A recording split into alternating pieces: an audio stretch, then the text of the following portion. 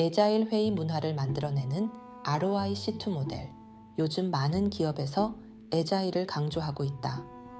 애자일 조직 문화를 구축하기 위해 프로젝트 팀을 만들어 운영하기도 하고, 사무 환경을 획기적으로 바꾸기도 하고, 리더들에게 애자일형 리더십을 강화하라는 미션이 내려지기도 한다. 과연 이 방법이 옳은 것일까? 애자일 조직이란 한마디로 기민하게 움직이는 민첩한 조직을 말한다. 때문에 상명하달보다는 쌍방향 소통이, 수직적인 관계보다는 수평적인 관계가, 관리자형 리더십보다는 코치형 리더십이 필요하다. 그렇기 때문에 어느 날 갑자기 애자일 조직으로 변화되는 것은 상당히 어려운 일이다. 지금까지 많은 기업에서 ROIC2 모델을 이용해서 회의 문화를 바꾸는 활동을 해왔다. 회의 진행 방식 하나 바꿨을 뿐인데 직원들의 태도와 마인드가 바뀌는 사례를 수없이 봐왔다. 그래서 제안한다. 회의 문화부터 애자일 방식으로 전환해 볼 것을 말이다. 1장에서 5장까지 마음을 들어주고 마음으로 소통하는 방법을 내재화했다면 ROIC2 모델을 이용해서 회의 문화를 바꾸어 보길 바란다. 왜냐하면 회의할 때 주관자에게 가장 필요한 역량이 발표자 내용을 잘 듣고 되물어 봐주기이기 때문이다. 조직마다 회의는 불변의 경영 활동이다.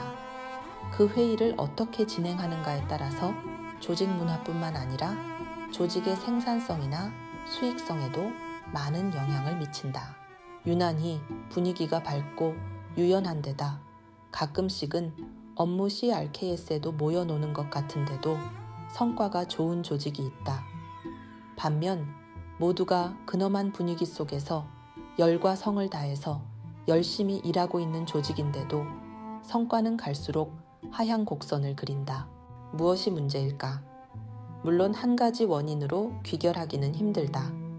환경이 악화되어서일 수도 있고 경쟁사가 부상했을 수도 있다.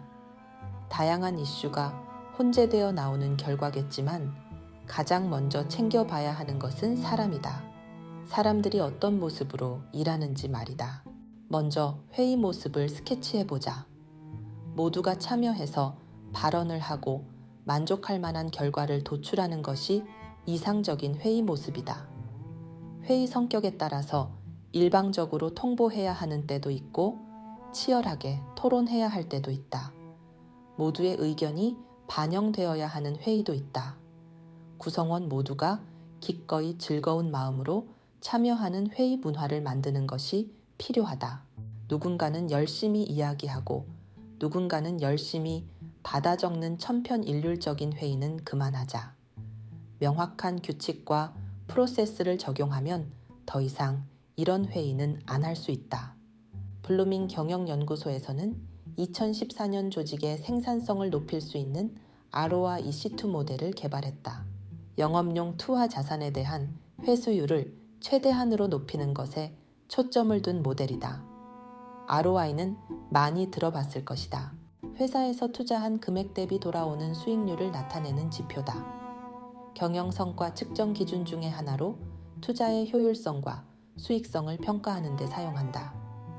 순수 영업용 투하 자산에 대한 수익률 지표인 ROIC는 좀 다르다. 오로지 영업활동을 위한 자산과 영업활동으로 인한 이익을 가지고 해당 기업의 수익성을 나타내는 지표로 기업의 수익 창출 역량을 측정하는 데 쓰인다. ROIC2 모델에서는 우리가 사용하는 근무 시간, 즉 회의, 면담, 일하는 시간도 영업용 투하 자산으로 보아야 한다는 것에 중점을 두고 있다. 투자한 금액에 대해서만 회수율을 따질 것이 아니라 무심결에 사용하고 있는 근무 시간에 대한 생산성도 고려해야 한다는 것을 강조한다.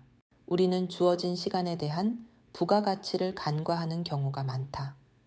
그 시간에 대한 비용을 지불해야 한다면 아마도 좀 더 생산적이고 효율적으로 활용하고자 노력할 것이다. 1시간 면담을 했다고 치자. 면담에 참여한 쌍방 모두 확실한 결론을 만들어낸 의미 있는 시간이었다. 앞으로 서로 할 것을 명료화했다 라는 식의 멘트가 나와야 성공한 것이다. 그러기 위해서는 정교화된 프로세스 기반의 대화가 진행되어야 한다. ROIC2 모델은 8단계로 되어 있다. 단계별 8개의 질문은 운회와 좌뇌를 넘나드는 질문으로 구성되어 있다. 각 단계마다 참여한 사람들이 모두 발언을 하게 만드는 것이 매우 중요하다. 1단계 라포는 서로를 연결하기 위해 감성을 자극하는 질문이다. 긍정의 에너지를 끌어내는 단계다. 2단계 주제는 좌뇌를 자극하는 질문이다. 3단계 영향 의미는 8단계 중 가장 중요한 단계이다. 본질을 보게끔 하는 질문으로 우뇌와 소뇌를 자극할 수 있는 질문이다.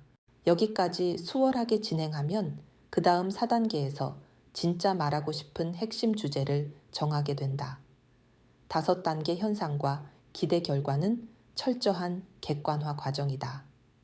6단계 대안은 우뇌와 좌뇌를 넘나들면서 새로운 아이디어를 샘솟게 해야 한다. 7단계 상상은 철저하게 우뇌를 자극한다. 마지막으로 8단계 확인은 체계적 실천을 위한 자극 단계이다. 가급적 8개 프로세스를 순서대로 하는 것이 좋다. 각 단계별 의미와 주요 질문을 살펴보자.